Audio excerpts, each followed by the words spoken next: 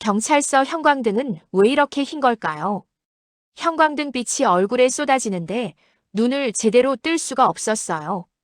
아침 일찍 집을 나서면서 나는 이게 이렇게 긴 하루가 될 줄은 전혀 몰랐죠. 그냥 신고만 하면 된다고 생각했어요. 사기를 당했으니 신고하면 된다. 그렇게 단순하게 생각했거든요.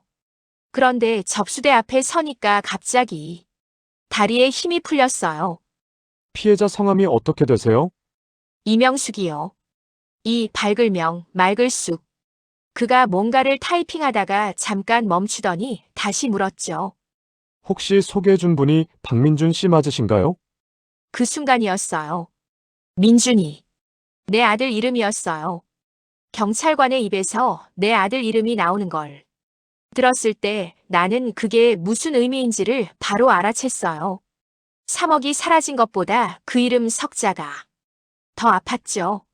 무릎이 떨렸어요. 테이블 모서리를 잡지 않았으면 그 자리에 주저앉았을 거예요. 잠깐 숨을 고르겠습니다. 나는 이명숙이에요. 경기도 수원에서 중학교 국어를 가르치다 66세에 명예퇴직한 교사였죠. 32에 처음 교단에 섰을 때 칠판 앞에 서는 게 그렇게 떨릴 줄 몰랐어요. 그런데 30해가 지나니까 그 칠판이 내 삶 전부였더라고요. 학생들이 졸업하면서 남기고 간 편지들 아직도 서랍 한켠에 가득해요. 선생님 덕분에 글쓰기가 좋아졌다. 선생님 목소리 잊지 못한다. 그런 말들이요. 그 편지들이 내 노후를 지탱할 자산이라고 생각했는데 진짜 자산은 따로 준비해야 했거든요. 남편은 15해 전에 먼저 갔어요. 심근경색이었어요. 출근하다가 길에서 쓰러졌죠. 그날 이후로 나는 혼자 모든 걸 결정해야 했어요. 민준이 학비, 민준이 취업, 민준이 결혼까지. 내가 감당했어요. 퇴직하고 나서 손에 쥔 돈이 딱 3억 2천만 원이었어요. 퇴직금이랑 그동안 모은 적금 남편. 사망보험금 일부를 합친 거죠. 이게 내 여생의 전부예요. 이걸로 월세 보증금 올려두고 남은 걸 잘 굴리면서 조용히 살 생각이었어요. 특별한 욕심 없었어요. 그냥 아프지 않게 누구 손 벌리지 않게 그것만 바랐죠. 그게 그렇게 어려운 꿈이었을까요? 경찰관이 다시 말을 이었어요. 나는 한참 볼펜을 들고 있었어요. 민준이 번호를 적어야 하는데 손이 움직이질 않더라고요. 11자리 번호를 외우고 있으면서도 적지 못하고 있었어요. 이게 아들을 신고하는 건가 아니면 아들 이름을 참고인으로 쓰는 건가 그 차이가 중요하게 느껴졌어요. 그런데 사실 이미 알고 있었어요. 그 번호를 적는 순간부터 뭔가가 달라진다는 것을 결국 썼어요. 손이 떨렸지만 한자 한자 눌러 적었죠. 형광등 아래서 내 손이 너무 낯설어 보였어요. 이 손이 아들 기저귀를 갈던 손이고 아들 학교 알림장에 도장 찍던 손인데 지금은 아들 전화번호를 경찰서 서류에 쓰고 있어요. 인생이 이렇게 흘러가는 거군요. 경찰서에서 나온 건 오후 2시였어요. 밖에는 햇빛이 쨍쨍했는데 나는 그 햇빛이 전혀 따뜻하지 않았어요. 가방을 어깨에 걸고 버스 정류장으로 걸어가면서 생각했죠. 6개월 전에는 이 길이 이렇게 무겁지 않았는데 6개월 전이면 딱 봄이었어요. 벚꽃이 지고 나서 라일락이 피기 시작할 무렵이었죠. 그때 민준이가 전화를 했어요. 아들 전화를 받으면 항상 가슴이 먼저 반응해요. 아, 내 아들이 전화했다. 그 한 생각만으로도 웃음이 나거든요. 그날도 그랬어요. 퇴직하고 집에 혼자 있다. 보니 아들 전화 한 통이 그렇게 반가울 수 없었죠. 커피숍에 나갔어요. 민준이가 데리고 나온 사람은 박상훈이라는 30대 남자였어요. 인상이 단정하고 말투가 차분했어요. 악수를 하는데 손이 따뜻했죠. 그 사람 첫인상이 나쁘지 않았어요. 그게 문제였어요. 나쁜 사람이 좋은 인상을 갖고 있다는 걸 그때는 경계하지 못했어요. 버스가 왔어요. 나는 멍하니 버스를 타면서 창문 바깥을 바라봤어요. 수원거리가 지나가는데 오늘따라 모든 게 낯설었어요. 30년 가르쳤던 학교 근처를 지나는데도 아무 감흥이 없었어요. 저 학교 3층 교무실에서 얼마나 많은 시간을 보냈는지, 얼마나 많은 아이들 이름을 불렀는지 지금은 아무 의미가 없는 것 같았어요. 아니, 사실 의미가 없어진 게 아니라 너무 아픈 거였겠죠. 내가 평생 쌓아 올린 게 이렇게 무너질 수 있구나. 그 사실이 가슴을 짓누르는 거였죠.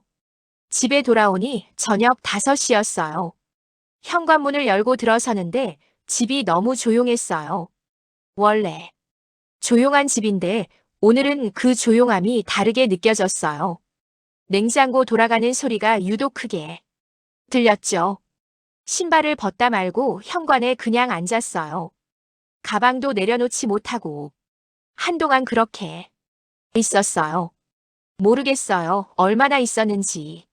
10분인지 30분인지. 시계를 보지 않았으니까요. 머릿속에서 계속 경찰관 목소리가 들렸어요. 혹시 소개해준 분이 박민준 씨 맞으신가요? 그 물음 하나가 계속 메아리처럼 맴돌았어요. 나는 그날 밤 밥을 못 먹었어요. 냉장고를 열었다가 닫고 다시 열었다가 또 닫고 결국 물 한 잔만 마셨죠.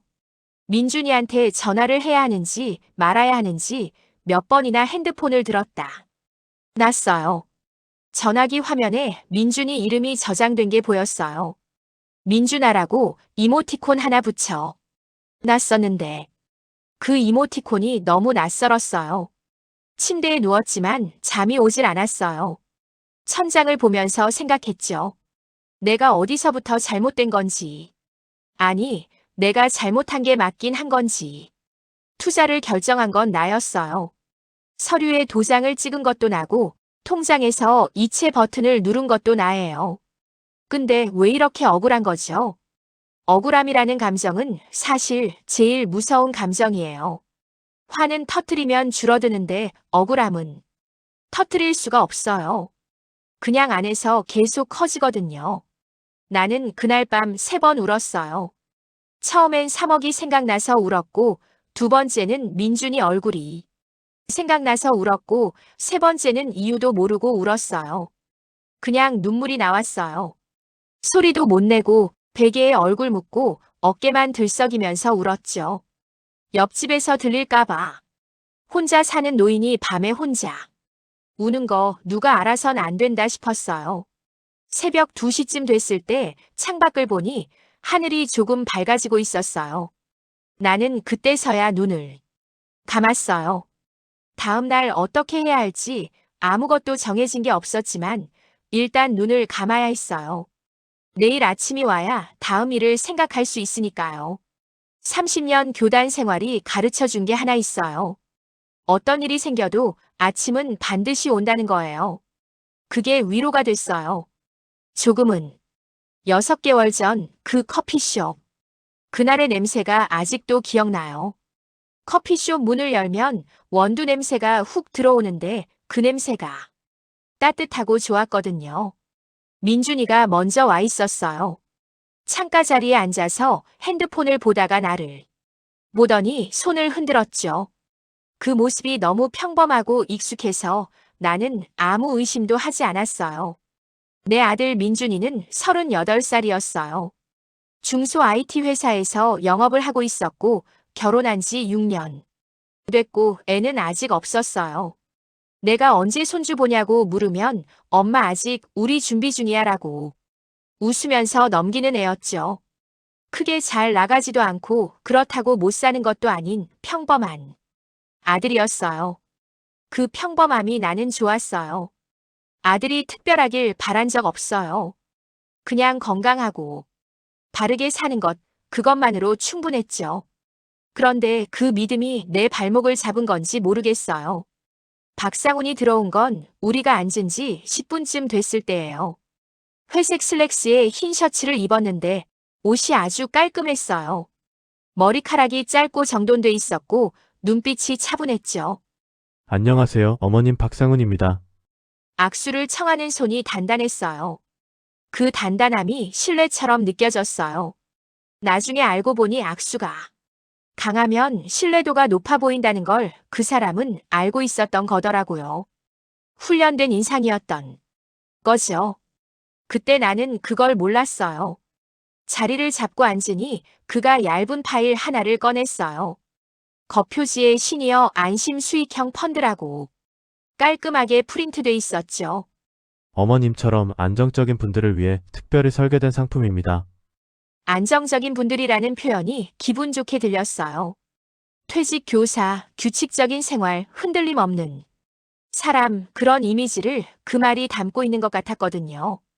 연 8% 수익률이고요. 원금 보장이 기본 조건입니다. 정부 공인 기관과 연계돼 있어서 리스크가 거의 없어요. 파일을 열면 도표가 가득했어요.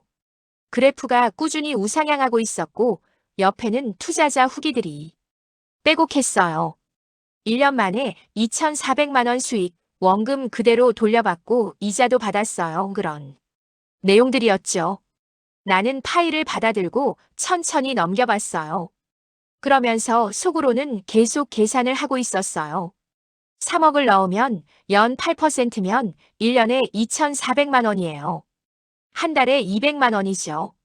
내 국민연금이 월 85만 원이거든요. 거기에 200만 원이 더 들어오면 월 285만 원이 생기는 거예요.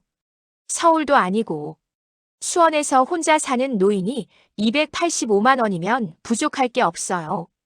병원비, 식비, 공과금, 가끔 외식도 하고 민준이 생일에 밥도 살 수 있는 돈이에요. 그 계산이 가슴을 설레게 했어요. 민준이 엄마 친구분도 이미 6개월째 잘 받고 계셔요. 어머님도 아마 만족하실 거예요. 민준이가 옆에서 거들었어요. 엄마, 나도 알아봤어. 괜찮은 거야, 진짜로. 그 말이 나를 움직였어요.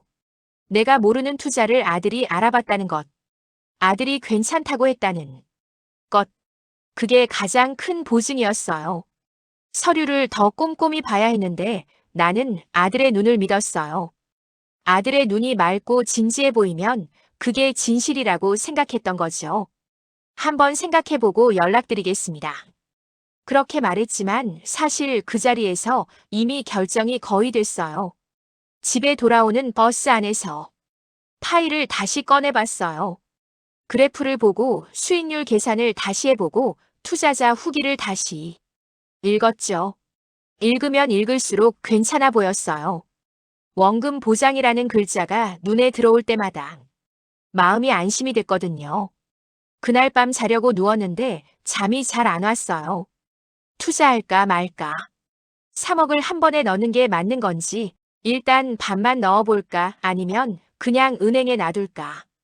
뒤척이다가 새벽에 핸드폰으로 인터넷을 검색했어요. 시니어 안심 수익형 펀드를 치면 관련 내용이 많지 않았어요. 홈페이지는 있었는데 뭔가 좀 얇은 느낌이었어요. 그래도 정부 기관 로고가 있었고 대표자 이름이 있었고 사무실 주소가 나와 있었어요. 그게 신뢰를 줬어요. 사기꾼은 주소도 없이 하는 줄 알았으니까요. 그게 내 가장 큰 착각이었어요.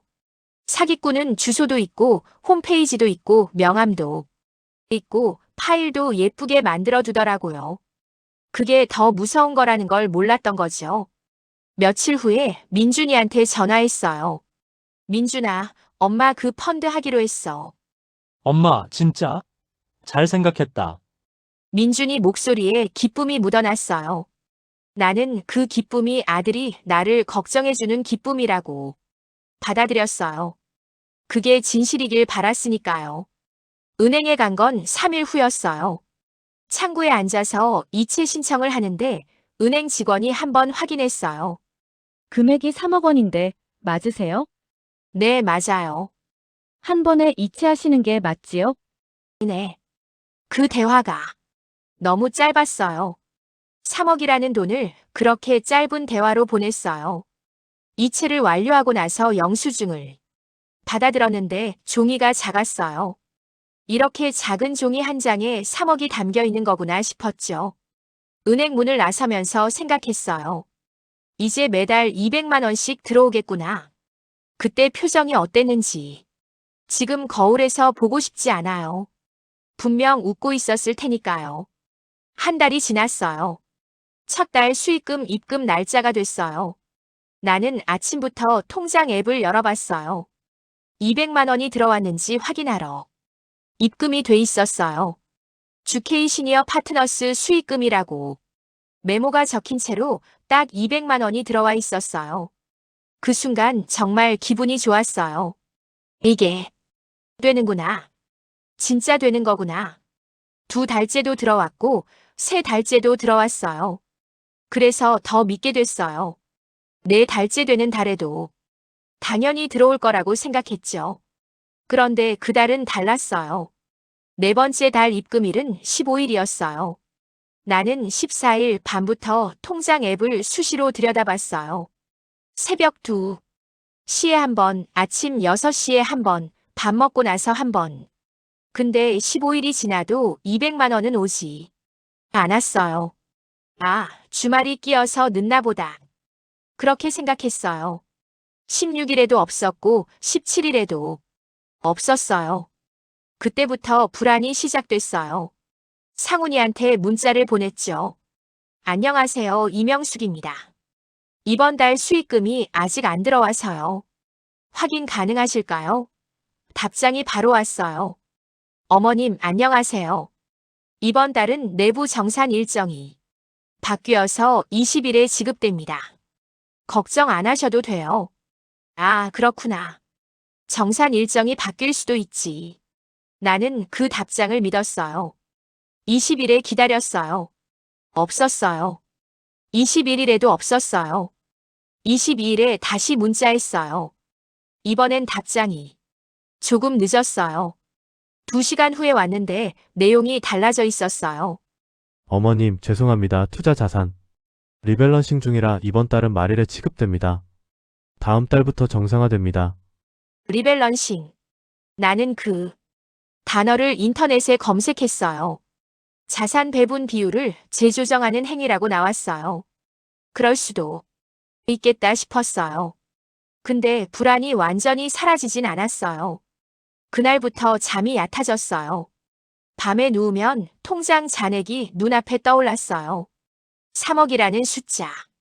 그 숫자가 어딘가에 묶여 있는데 나는 그게 어디 있는지 모르는 느낌. 말일이 됐어요. 입금.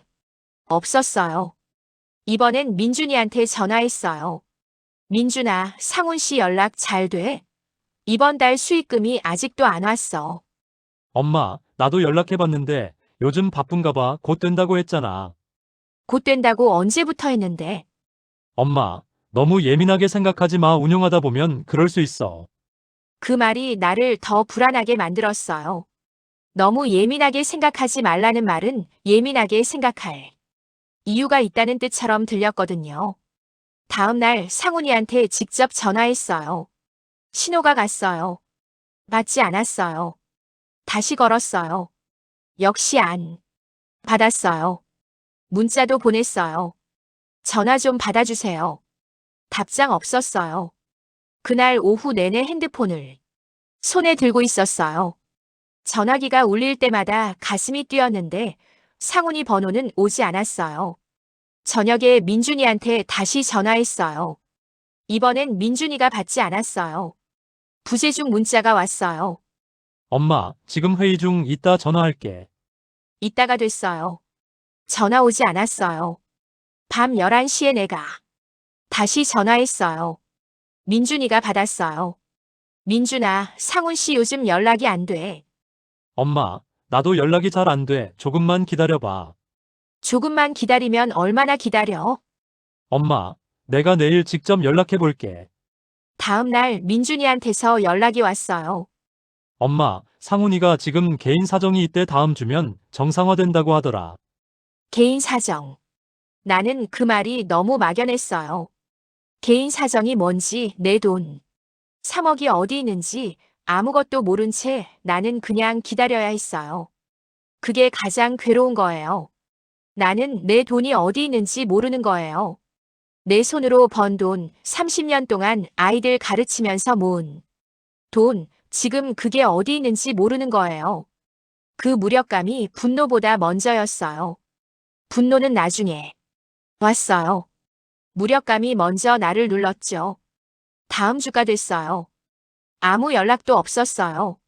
상훈이 전화는 계속 안 받았고 민준이는 나도 연락 안 된다고만 했어요. 그때 내가 처음으로 사기라는 단어를 떠올렸어요. 인터넷을 뒤졌어요. 시니어 안심 펀드 사기라고 검색했어요. 기사가 나왔어요. 고령자, 노후자금 노린 유사 수신 사기 급증, 원금 보장 약속한 고수익 펀드, 실체 없는 사기 조직, 60대 여성, 퇴직금 3억 투자 후 연락 두절. 마지막 기사 제목을 읽는데 눈이 멈췄어요. 60대 여성, 퇴직금 3억 투자 후 연락 두절. 이게 나였어요. 기사 속 주인공이 나였어요. 아직 내가 그 기사에 나온 건 아닌데 그 사람이 겪은 일이 내 일이라는 걸 알아챘어요. 기사를 끝까지 읽었어요. 피해자들의 말이 나와 있었어요. 처음 몇 달은 수익금이 들어왔어요. 아들이 소개해 준 거라 믿었어요. 원금 보장이라는 말에 안심했어요. 한 줄 한 줄이 내 이야기였어요. 나는 거기서 울지 않았어요. 오히려 머리가 맑아졌어요. 이제 뭘 해야 하는지 알았으니까요. 경찰서에 가야 했어요. 그 결정을 내리는데 30분이 걸렸어요. 30분 동안 거실 소파에 앉아서 창밖을 바라봤어요. 바람이 나무를 흔드는 게 보였어요. 나뭇잎이 흔들리면서 빛을 튀겼어요. 저 나무는 바람에 흔들려도 뿌리는 안 뽑힌다는 걸 알았어요. 나도 그렇게 되어야 했어요. 흔들려도 뽑히지 않는 사람. 핸드폰을 집어들었어요. 112. 전화를 걸었어요. 그게 시작이었어요. 경찰서에 신고한 다음 날이었어요. 형사한테서 전화가 왔어요. 목소리가 낮고 건조했어요. 감정이 없는 목소리. 그런데 묘하게 안심이 됐어요. 이 사람은 내 감정에 휘둘리지 않고 일을 처리할 사람이구나. 그런 느낌이 들었거든요. 피해자분 계좌에서 이체된 3억 원의 수신 계좌를 추적했는데요. 해당 계좌에서 이체된 내역 중에 한 건이 좀 특이합니다. 특이하다는 말에 손에 들고 있던 컵을 내려놨어요. 이체 당일의 수신 계좌에서 다시 외부로 나간 돈이 있는데 그 수취인이 피해자분이랑 개인적인 관계로 확인됩니다. 개인적인 관계. 그 표현이 뭘 의미하는지 나는 바로 알아챘어요. 근데 알면서도 물었어요. 확인하고 싶었으니까요. 그분 성함이 어떻게 됩니까? 박민준 씨로 확인됩니다. 전화기를 들고 있는 손이 떨렸어요. 아, 역시. 경찰서에서 그 이름을 들었을 때 이미 직감하고 있었는데 직접 확인하는 건 또 달랐어요. 아는 것과 확인하는 것 사이에는 엄청난 거리가 있어요. 아는 건 내 안에 있는 이야기고 확인은 세상 밖으로 나오는 이야기예요. 한번 세상 밖으로 나오면 다시 집어넣을 수가 없거든요. 금액이 얼마인가요? 350만 원입니다. 이체 메모에 소개비라고 기재돼 있고요. 소개비 350만 원. 이체 메모의 소개비. 나는 그 세 가지를 머릿속에서 천천히 조합했어요. 민준이가 나를 상훈이한테 소개해주고 350만 원을 받았다는 거예요. 내 돈 3억이 들어간 날, 같은 날 민준이 계좌에 350만 원이 들어간 거예요. 이게 우연일 리가 없죠. 이명숙 씨, 혹시 이 사실 알고 계셨나요? 아니요. 그 한마디가 제일 힘들었어요. 아니요라는 말이 이렇게 무거울 수 있는 건지 그날 처음 알았어요. 전화를 끊고 나서 소파에 앉아 한참 있었어요. 창밖으로 오후 햇살이 들어왔어요. 4월에 햇살이었어요. 따스하고 노랬어요. 근데 나는 그 햇살 아래서 오한이 났어요. 몸이 떨리는 게 추워서가 아니라는 걸 알면서도 이불을 끌어당겼어요. 몸을 웅크리고 앉아서 천장을 봤어요. 민준이가 왜 그랬을까요? 나는 그 질문을 수십 번 했어요. 돈이 필요했을까요? 회사에서 힘들었을까요? 아니면 처음부터 알고 있었을까요? 그 중에서 가장 무서운 게 마지막 질문이었어요.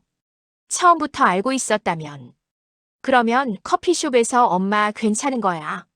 진짜로라고 했을 때 그게 거짓말이었던 거잖아요. 엄마 눈을 보면서 거짓말한 거잖아요. 나는 그 가능성을 생각하는 게 너무 고통스러워서 다른 가능성을 먼저 떠올렸어요. 민준이도 몰랐을 수 있다. 상훈이가 일방적으로 보낸 거일 수 있다. 민준이는 그게 소개비인 줄 몰랐을 수 있다. 이 가능성들이 훨씬 믿고 싶었어요. 사람이 힘들 때는 믿고 싶은 걸 믿는다는 걸 그날 실감했어요. 그게 약함이 아니라는 것도 그냥 살아남기 위한 방법인 거예요. 며칠 후에 형사한테 연락이 왔어요. 이번엔 직접 서에 오라고 했어요. 추가 자료를 보여주겠다는 거였어요. 나는 혼자 갔어요. 누구한테도 말하지 않았어요. 민준이한테는 더더욱. 수사팀 사무실에 들어가니 형사가 프린트된 자료를 펼쳐놨어요. 자금 흐름이 화살표로 표시돼 있었어요. 내 계좌에서 K시니어 파트너스 계좌로, 거기서 다시 여러 계좌로 분산된 계좌 중 하나에서 박민준 계좌로 350만 원. 그 도표가 너무 명확했어요. 의심의 여지가 없었어요. 이 자금 흐름에 따르면 박민준 씨는 피의자 박상훈 씨와 사전에 협의가 있었을 가능성이 있습니다. 현재 박민준 씨를 참고인으로 조사 예정입니다. 참고인. 아직 피의자는 아닌 거예요. 나는 그 단어에 작게 안도했어요. 그리고 그 안도를 부끄러워했어요. 내 아들이 참고인이라는 게 안도할 일이냐고, 내 돈이 사라지는데 관여했을 수 있는데 참고인이어서 다행이냐고, 그게 엄마 마음인 거냐고. 스스로한테 화가 났어요. 형사가 서류 한 장을 더 내밀었어요. 이건 K시니어 파트너스 관련 피해 현황입니다. 현재 파악된 피해자만 37명, 총 피해액이 64억 원입니다. 64억. 37명. 나만 당한 게 아니었어요. 같은 방식으로 수십 명의 노인들이 속은 거였어요. 나처럼 퇴직금을 넣은 사람, 남편 유산을 넣은 사람, 평생 모은 돈을 넣은 사람들. 그 사람들 얼굴이 떠올랐어요. 만난 적도 없는 사람들인데 얼굴이 그려졌어요. 형사 사무실을 나오면서 처음으로 등이 펴졌어요. 들어올 때는 구부정하게 들어왔는데 나올 때는 어깨가 올라가 있었어요. 수원거리가 밝았어요. 4월의 햇빛이 건물 사이로 쏟아졌어요. 나는 버스를 기다리면서 핸드폰을 켰어요. 메모장에 썼어요. 내가 해야 할 것들. 첫째, 박상훈 관련 모든 문자 보관. 둘째, 민준이와 나눈 카톡 캡처. 셋째, 이체 영수증 원본 찾기. 넷째, 법률 상담 예약. 그리고 다섯째, 민준이와 이야기하기. 다섯 번째가 가장 무거웠어요. 하지만 피할 수 없었어요. 아들과 마주 앉아야 했어요. 그게 두려웠고 그게 필요했어요. 동시에 집에 돌아와서 저녁을 차렸어요. 간단하게 계란 2개 풀어서 된장찌개 하나 끓였어요. 밥을 먹으면서 생각했어요. 이 집에서 혼자 밥 먹은 게 몇 년이나 됐을까? 남편 가고 나서부터니까 15년이 넘었네요. 혼자 밥 먹는 건 익숙해졌는데 혼자 싸우는 건 아직 익숙하지 않았어요. 그래도 해야죠. 밥 한 숟가락 더 먹었어요. 힘내려면 먹어야 하니까요. 민준이를 부른 건 토요일이었어요. 민준아, 엄마 집 좀 와줄 수 있어? 얘기 좀 하자. 무슨 얘기? 와봐. 직접 하자. 민준이가 뭔가를 눈치챘는지 전화기 너머로 잠깐 침묵이 흘렀어요. 알겠어. 오후에 갈게. 오전 내내 집을 정리했어요. 딱히 지저분한 것도 없는데 이것저것 닦고 정리했어요. 긴장하면 손을 쓰고 싶어지거든요. 뭔가를 하고 있어야 마음이 버텨지니까요. 민준이가 온 건 오후 2시였어요. 현관문이 열리면서 엄마 나야라고 하는 목소리가 들렸어요. 평소랑 똑같은 목소리였어요. 그 익숙한 목소리가 오늘은 낯설었어요. 민준이가 거실로 들어서더니 소파에 앉았어요. 엄마, 밥은 먹었어? 응, 나도 배고픈데 뭐 있어? 나는 부엌에 가지 않았어요. 그냥 맞은편 의자에 앉았어요. 민준이가 내 표정을 보더니 눈빛이 달라졌어요. 엄마, 왜 그래? 무슨 일 있어? 민준아, 소개비 받았지. 그 한마디를 뱉는데 얼마나 걸렸는지 몰라요. 며칠을 준비한 말인데 막상 입에서 나오니까 너무 짧았어요. 단 5글자였어요. 소개비 받았지. 민준이 얼굴이 굳었어요. 부정도 아니고 긍정도 아닌 그냥 굳은 얼굴. 그 얼굴을 보는 순간 내 가슴 어딘가에서 뭔가가 쿵하고 내려앉는 소리가 났어요. 아, 진짜구나. 정말이구나. 엄마, 그게 얼마나 받았어? 350만 원. 선뜻 나온 숫자였어요. 숨기지 않았어요. 그게 오히려 더 서늘했어요. 숫자를 바로 말한다는 건 이미 알고 있었다는 거니까요. 오래전부터. 언제 받았어? 엄마가 이체한 날, 왜 받았어? 민준이가 고개를 숙였어요. 상훈이가 준다고 해서 왜 줘? 소개 수수료라고. 내가 먼저 달라고 했어. 아니, 그쪽에서 먼저. 나는 잠깐 눈을 감았어요. 민준이가 먼저 요구한 게 아니라면 그나마 다행인 건지 그래도 받은 건 사실인데 그게 다행인 게 맞는 건지 판단이 안 됐어요. 민준아, 너 그게 사기 조직인 거 알고 있었어? 몰랐어. 진짜로? 진짜로 몰랐어. 상훈이가 합법적인 투자 상품이라고 했고, 나도 그렇게 알았어. 근데 왜 소개비를 받았어? 그냥 주니까 받았어. 그 말이 나를 가장 아프게 했어요. 그냥 주니까 받았다. 그 말 속에 얼마나 많은 게 들어있는 건지.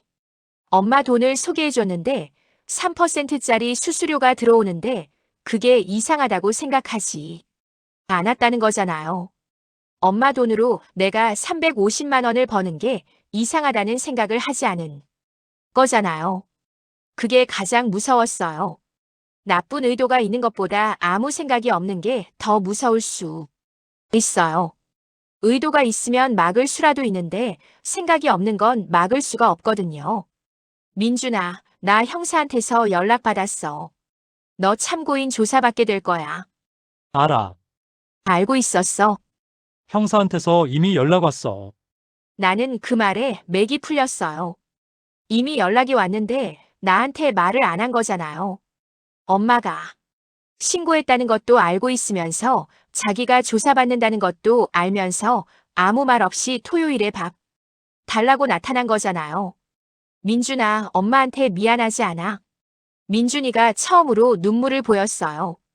미안해, 엄마. 그 눈물이 진짜인지 나는 모르겠었어요. 아들 눈물이 진짜인지 가짜인지 모르겠다는 게 엄마로서 가장 슬픈 순간이었어요. 38살 아들 눈물을 보면서 저게 진심인지 아닌지 의심하는 엄마. 이게 맞는 건지, 이게 내 삶이 흘러온 자리가 맞는 건지. 나는 눈물을 참았어요. 참아야 했어요.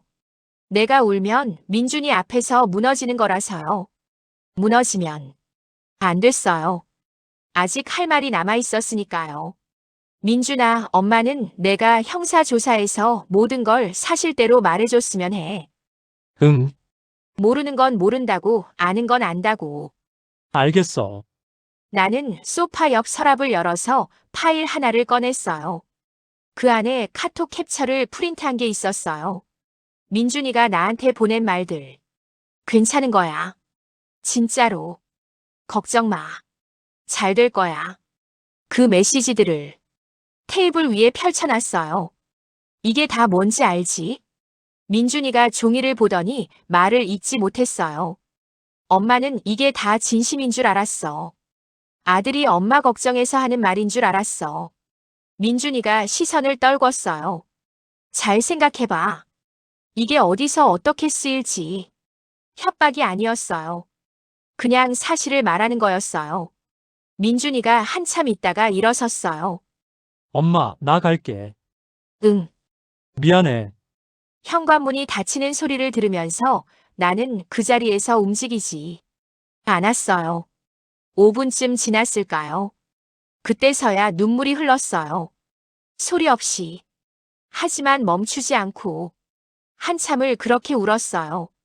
민준이한테 화가 난 건지, 민준이가 불쌍한 건지, 내가 불쌍한 건지 다 뒤섞여서 모르겠었어요. 그냥 슬펐어요. 무엇 때문인지 특정할 수 없이 그냥 깊고 오래된 슬픔이었어요. 울다 보니 배가 고팠어요. 부엌에 가서 찬밥에 뜨거운 물 부어서 간장 조금 넣었어요.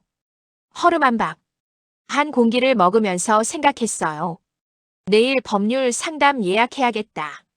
밥을 다 먹고 나서 핸드폰을 켰어요. 법률구조공단 번호를 검색했어요. 전화를 예약했어요. 그게 다음 챕터의 시작이었어요. 무료 법률 상담은 생각보다 빨리 잡혔어요. 신고 후 열흘 만에 수원법률구조공단 사무실에 발을 들여놓을 수 있었어요. 대기실에 앉아 있는데 나 말고도 3명이 더 있었어요. 70대로 보이는 할머니 한 분, 50대로 보이는 여자 한 분, 그리고 60대로 보이는 남자 한 분. 다들 파일이나 서류를 무릎에 올려놓고 눈을 내리깔고 있었어요. 무언가를 잃은 사람들의 표정이 다 비슷하다는 걸 그날 알았어요. 고개가 약간 숙여지고 눈빛이 안쪽을 향하고 입이 굳게 다물어지는 거. 나도 그렇게 보였겠죠. 순서가 돌아와서 들어가니 30대 후반으로 보이는 여자 변호사가 앉아 있었어요. 어떻게 오셨어요? 나는 준비한 서류를 꺼냈어요. 이체 영수증, 카톡 캡처, 계약서 사본, 형사한테 받은 자금 흐름, 도표까지. 파일을 펼쳐서 하나씩 보여주면서 처음부터 끝까지 설명했어요. 변호사가 서류를 훑어보는 동안 나는 그 사람 표정을 계속 봤어요. 혹시 표정이 흐려지면 그게 좋은 신호가 아닐 것 같아서. 표정은 크게 바뀌지 않았어요. 피해자분 민사소송은 가능합니다. 형사고소도 이미 하셨으니 형사 절차와 병행할 수 있어요. 원금 회수 가능성은요? 변호사가 잠깐 멈췄어요. 그 멈춤이 대답이었어요. 솔직히 말씀드리면 전액 회수는 쉽지 않아요. 사기 조직은 대부분 자산을 분산시키거나 해외로 송금하기 때문에 압류 가능한 자산이 제한적이에요. 그럼 얼마나 돌려받을 수 있을까요? 케이스마다 다르지만 이런 유형은 원금의 3040% 회수도 잘 된 편에 속합니다. 3040%. 3억의 30%면 9천만 원. 40%면 1억 2천만 원. 나머지는 그냥 없어진다는 거죠. 나는 그 숫자를 소화하는데 잠깐 시간이 걸렸어요. 그래도 싸워야죠. 변호사가 나를 보더니 표정이 약간 부드러워졌어요. 싸우실 의지 있으시면 저희가 도와드릴 수 있어요. 초기 소장 작성은 구조공단에서 무료로 지원해드리고요. 무료라는 말이 그렇게 반가울 수 없었어요. 변호사를 선임하면 돈이 드는데 그 돈도 없잖아요. 이미 3억이 사라진 사람이 변호사 선임비를 어디서 마련하겠어요. 무료 법률 지원이 있다는 걸 이전에는 몰랐어요. 알 필요가 없었으니까. 세상에는 내가 모르는 도움들이 있더라고요.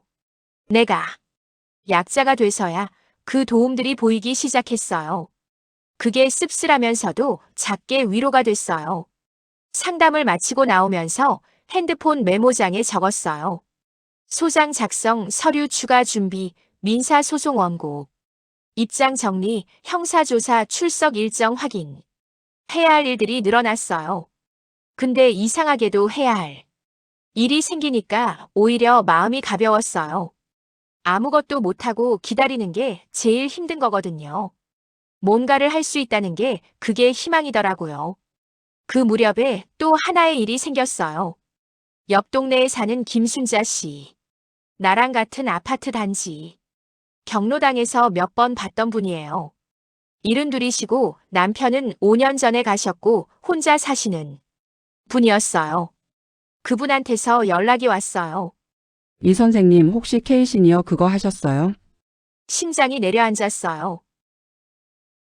네, 왜요? 저도 했어요. 1억 5천만 원이요. 전화기를 쥔 손에 힘이 들어갔어요. 나는 그분한테 경찰 신고부터 하라고 했어요. 그리고 법률구조공단 번호도 알려드렸어요. 전화를 끊고 나서 한참 멍하니 있었어요. 나만 당한 게 아니라는 건 형사한테서 들어서 알았지만 내가 아는 사람이 당했다는 건 또 다른 충격이었어요. 그 동네 경로당에 우리 같은 사람이 또 있다는 거. 아마 더 있을 거예요. 나는 그 사람들이 경찰서에 가야 한다고 생각했어요. 신고를 해야 피해자 수가 집계되고 피해자 수가 많아야 사건이 커지고 사건이 커야 언론이 보도하고 언론이 보도해야 더 많은 피해자가 나오는 걸 막을 수 있으니까요. 이건 나 혼자 싸우는 게 아니에요. 어쩌면 우리 다 같이 싸워야 하는 거예요. 그 생각이 처음으로 나를 개인의 피해에서 꺼내줬어요. 3억 1은 이명숙이 아니라 사기 피해자들의 목소리가 될 수 있는 이명숙. 30년 동안 교단에서 아이들에게 목소리 내라고 가르쳤잖아요. 이제 내가 목소리 낼 차례였어요. 집에 돌아와서 저녁에 컴퓨터를 켰어요. 블로그를 오래전에 만들어둔 게 있었어요. 교사 시절에 수업 일기 쓰던 블로그. 마지막 글이 퇴직 기념 글이었어요. 30년의 기록 감사합니다. 나는 그 블로그에 새 글을 쓰기 시작했어요. 제목은 이렇게 달았어요. 66세 퇴직 교사, 노후. 자금 사기당하고 싸우는 중. 쓰는 내내 손이 떨렸어요. 이걸 공개하면 아는 사람들이 볼 수도 있어요. 예전 동료 교사들, 제자들, 이웃들이 볼 수도 있어요. 창피할 수도 있어요. 근데 창피함보다 중요한 게 있었어요. 이 글을 보고 도움받는 사람이 한 명이라도 생기면 그게 더 가치 있는 거라고 생각했어요. 나는 교사였으니까. 지식을 나누는 사람이었으니까. 이번엔 경험을 나누면 되는 거죠. 글을 다 쓰고 올리기 버튼을 눌렀어요. 화면에 게시됐습니다라는 문구가 뜨는 걸 보면서 숨을 내쉬었어요. 길고 느린 숨이었어요. 그날 처음으로 오랜만에 제대로 잠이 들었어요. 뭔가를 했다는 느낌 때문인지 아니면 이제 나만의 싸움이 아니라 더 큰 싸움의 일부가 됐다는 느낌 때문인지 어느 쪽이든 그날 밤 나는 잘 수 있었어요. 그걸로 충분했어요. 블로그 글을 올린 다음 날 아침이었어요. 눈을 뜨자마자 핸드폰을 확인했는데 알림이 쌓여 있었어요. 댓글이 12개. 방문자 수가 하룻밤 사이에 340명이 넘어 있었어요. 나는 잠옷. 바람으로 부엌에서 커피를 끓이면서 댓글을 하나씩 읽었어요. 저도 같은 피해자예요. 연락해도 될까요?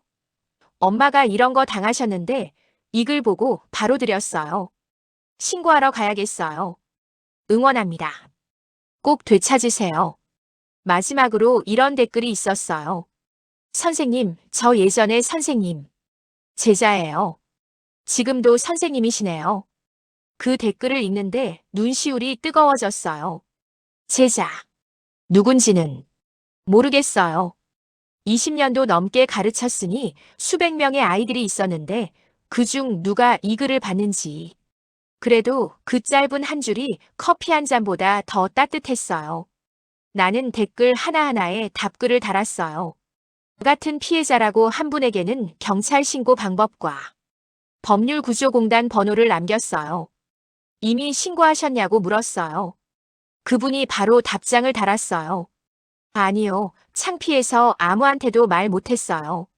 선생님 글 보고 나서야 말할 용기가 생겼어요. 창피해서. 그 말이 가슴에 박혔어요. 나도 처음엔 그랬거든요.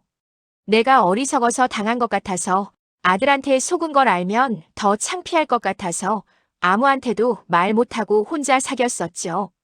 근데 이건 창피한 일이 아니에요. 잘못한 사람은 나쁜 놈들이지 나나 저분이 아니에요. 그 말을 댓글로 써드렸어요. 그날 오후에 형사한테서 다시 전화가 왔어요. 이명숙 씨, 박상훈 씨 관련해서 추가 진전이 있어서요. 어떻게 됐나요? 박상훈 씨 체포됐습니다. 조직원 3명이랑 함께요. 체포. 그 단어를 듣는 순간 몸에서 힘이 쭉 빠졌어요. 분노가 빠져나가는 느낌이랄까요. 풍선에서 바람 나가듯이 팽팽하게 버텨오던 게 조금 느슨해지는 느낌이었어요. 박민준 씨는요? 현재 공범 여부 조사 중입니다. 소개비 수수는 확인됐고 사전인지 여부가 쟁점이에요. 사전인지. 민준이가 사기인 걸 알고 있었는가? 그것만 모르는 거죠. 형사 목소리는 여전히 건조했어요. 이명숙 씨, 혹시 박민준 씨와 나눈 대화 중에 상훈 씨 관련 언급이 있는 카톡 있으시면 추가로 제출해 주시면 좋겠어요. 네, 다 갖고 있어요. 카톡을 처음부터 끝까지 다 캡처해뒀거든요. 신고하기로 결심한 날 밤에 2시간 동안 핸드폰 화면을 누르면서 캡처하고 프린트하고 날짜 순서대로 정리했었어요. 그게 다 있었어요. 형사한테 파일로 전달했어요. 전달하면서 떨렸어요. 이 파일이 아들한테 불리하게 쓰일 수 있는데 그걸 내가 직접 전달하는 거니까. 엄마가 아들한테 불리한 자료를 제출하는 거잖아요. 그게 맞는 건지 그래야 하는 건지 며칠을 고민했어요. 근데 결국엔 했어요. 왜냐면 그게 진실이었으니까요. 내가 진실을 감추면 같은 피해를 당하는 노인이 또 생겨요. 37명이 64억을 잃었는데 내가 내 아들 감싸려다가 38번째, 39번째가 생기면 그게 더 나쁜 거잖아요. 그 판단을 내리는 게 쉽지 않았어요. 근데 교사로서 30년이 그 판단을 가능하게 했어요. 아이들한테 항상 했던 말이 있어요. 옳은 일이 어려운 일일 때 진짜 용기가 필요하다. 내가 그 말을 직접 살아야 하는 상황이 온 거였죠. 피해자 모임이 만들어진 건 신고 후 한 달쯤 됐을 때예요. 형사가 피해자들한테 서로 연락할 수 있도록 카톡 그룹 링크를 공유해 줬어요. 들어가 보니 37명 중에 28명이 모여 있었어요. 처음엔 말이 없었어요. 다들 링크는 눌렀는데 아무도 먼저 말을 꺼내지 않는 그 분위기. 내가 먼저 글을 썼어요. 저는 수원의 이명숙이에요. 퇴직 교사이고 3억 피해자예요. 여기 계신 분들 모두 잘못한 거 하나 없습니다. 다 같이 싸워요. 그 글에 하트가 20개 달렸어요. 그리고 한 분씩 자기소개를 시작했어요. 인천의 박복순 씨 2억 피해. 대전의 최영호 씨 1억 5천 피해. 부산의 강순덕 씨 5천만 원 피해. 크고 작은 금액들이었지만 다 마찬가지였어요. 그게 그분들 노후였으니까요. 나는 그 단체 채팅방에서 모임의 총무 역할을 맡게 됐어요. 자연스럽게 됐어요. 내가 먼저 말을 꺼냈고 형사하고 소통을 가장 많이 했고 서류 정리도 체계적으로 돼 있으니까요. 30년 교사. 경력이 여기서 쓰일 줄이야. 학급 회의 진행하던 거랑 피해자 모임 진행하는 거랑 비슷한 부분이 있더라고요. 사람들 말 듣고 정리해서 다시 전달하고 다음 단계 안내하는 것. 나는 그걸 할 수 있었어요. 공판 기일이 잡힌 건 사건 접수 후 2달쯤 됐을 때였어요. 박상훈을 포함해 조직원 4명이 기소됐다는 통보를 받았어요. 피해자 37명 전원의 피해액을 합산해서 특정경제범죄 가중처벌법 적용. 최대 징역 10년이 가능한 죄목이었어요. 형사한테 그 말을 들었을 때 나는 처음으로 소리를 냈어요. 감사합니다. 전화기 너머로 형사가 말했어요. 이명숙 씨가 신고를 빠르게 하셔서 초동 수사가 가능했어요. 그 말이 자랑스럽기도 했고 씁쓸하기도 했어요. 빠르게. 신고한 내가 잘한 거라는 건데 그 신고가 아들 이름을 경찰서 서류에 올리는 거였으니까요. 잘한 일인데 기쁘지 않은 것들이 세상엔 있어요. 그게 그중 하나였죠. 민사소송소장은 법률구조공단 변호사와 함께 한 달에 걸쳐 완성했어요. 피고는 박상훈 외 조직원 4명. 청구 금액은 원금 3억 원 전액과 이자 및 손해배상금을 포함한 총 3억 4천만 원. 소장을 법원에 제출하는 날 나는 혼자 버스를 타고 수원지방법원에 갔어요. 법원 건물이 생각보다 컸어요. 살면서 법원에 올 일이 없었으니까요. 민원 접수 창구 앞에 줄을 서서 기다리는데 옆에 70대로 보이는 남자분이 계셨어요. 서류를 엄청나게 들고 계셨어요. 나도 서류 가득한 파일을 들고 있었고요. 눈이 마주쳤는데 우리 둘 다 아무 말 없이 그냥 고개를 끄덕였어요. 각자 싸움이 있는 사람들의 인사였어요. 소장을 접수하고 나오면서 법원 앞 계단에 잠깐 섰어요. 3월에 바람이 불었어요. 아직 쌀쌀하지만 그 속에 봄 냄새가 조금 섞여 있었어요. 나는 파일을 가슴에 꼭 안고 그 바람을 맞았어요. 이제 시작이다. 그 생각이었어요. 끝이 아니라 시작. 재판은 총 5번의 공판으로 진행됐어요. 첫 공판일에는 피해자 중 몇 명이 법정에 직접 나왔어요. 나도 그 중 한 명이었어요.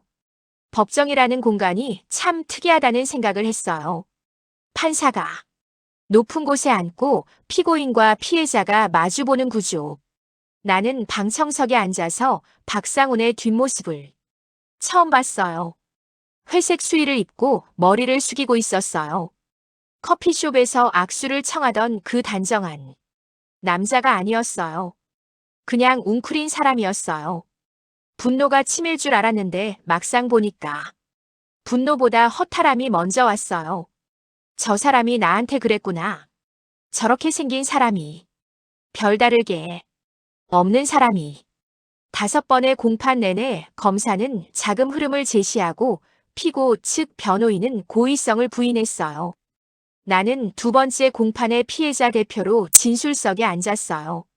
마이크 앞에 앉아서 판사를 바라봤어요. 준비한 말이 있었지만 막상 앉으니까 머릿속이 하얘졌어요. 그래서 준비한 말 대신 그냥 생각나는 대로 말했어요. 저는 30년 동안 중학교에서 국어를 가르쳤습니다. 퇴직하면서 모은 돈이 3억이었어요. 그 돈은 내가 아픈 나를 위한 돈이었고 내가 누구 손 안 벌리고 살기 위한 돈이었어요. 그 돈이 없어진 게 단순히 돈의 문제가 아닙니다. 내 노후가 없어진 거예요. 법정이 조용했어요. 판사가 나를 보고 있었고 방청석도 조용했어요. 나는 계속했어요. 제 아들 이름이 이 사건에 연루돼 있습니다.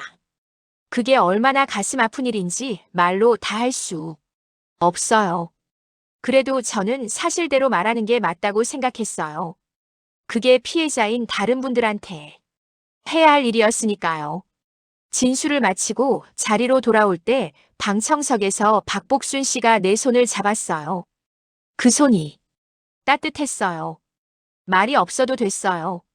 그 손 하나로 충분했어요. 선고 공판은 사건 접수 후 정확히 5달 만에 열렸어요. 박상훈, 징역 7년. 공범 3명 각각. 징역 3년에서 5년. 재산 몰수 및 피해자 배상 명령. 선고가 내려지는 순간 방청석 여기저기서 숨을 내쉬는 소리가 들렸어요. 나는 아무 소리 못 냈어요. 그냥 눈을 감았어요. 5달이 지나갔어요. 경찰서에서 민준이 이름을 들었던 그 순간, 소파에서 혼자 울었던 그 밤, 법률구조공단 대기실에서 고개를 숙이고 앉아있던 그 오후, 법원 계단에서 봄바람을 맞았던 그 아침. 그게 다 여기까지 오기 위한 길이었구나. 눈물이 조금 났어요. 많이는 아니었어요. 소리도 없었어요. 그냥 한 줄기. 그걸로 됐어요. 민사소송 결과는 형사 판결 2달 뒤에 나왔어요. 청구액 3억 4천만 원 중에 1억 2천만 원 지급. 명령. 변호사가 말했어요. 이 정도 회수율은 드문 케이스예요.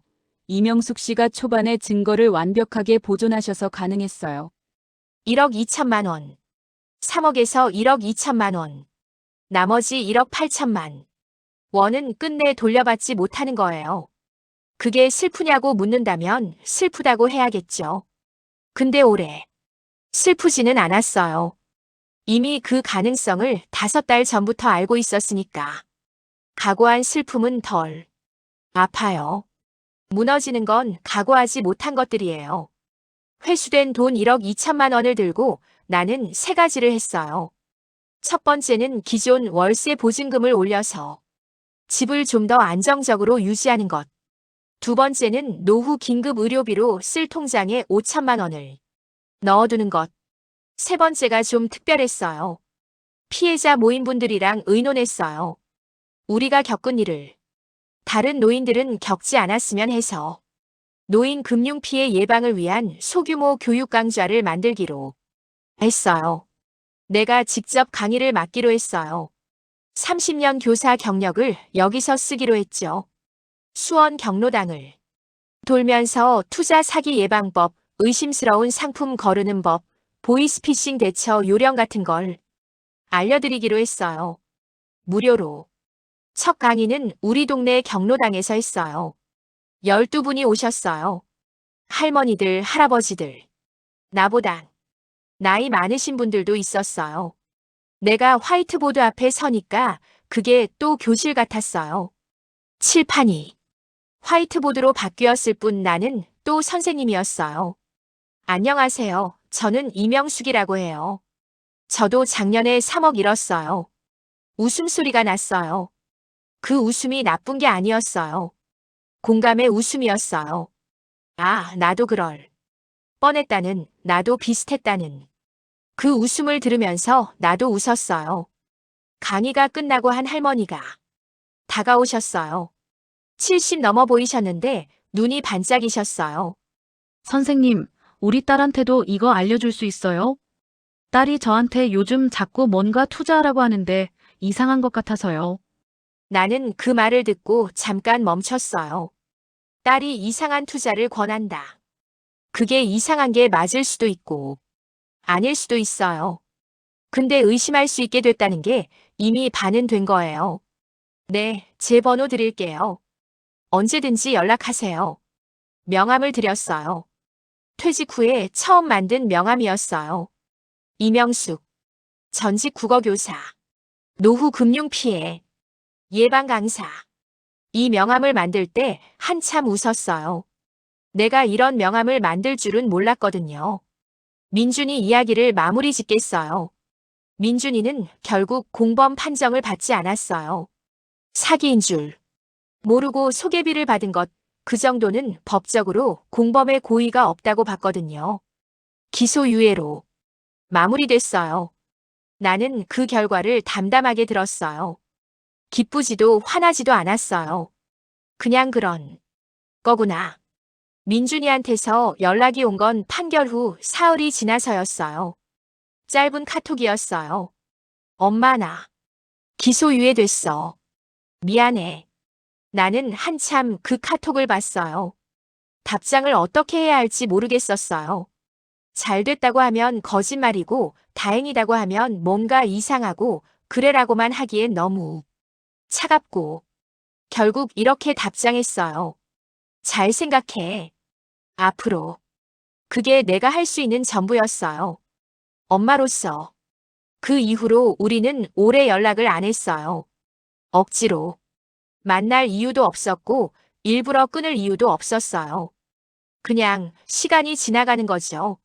언젠가 민준이가 진짜로 미안하다는 걸 알게 되는 날이 오면 그때 다시 이야기하면 되는 거예요. 그게 언제일지는 몰라요. 기다릴 생각은 없어요. 내 삶이 있으니까요. 봄이 됐어요. 나는 가방 하나 챙겨서 제주도를 다녀왔어요. 3박 4일. 생애 처음으로 혼자 간 여행이었어요. 비행기를 타는데 옆자리 할머니가 말을 걸었어요. 혼자 가세요. 네, 혼자요. 용감하시네. 나는 웃었어요. 용감한 게 아니라 이제 그냥 혼자도 된다는 걸 안 거예요. 제주 공항에 내리니까 바람이 달랐어요.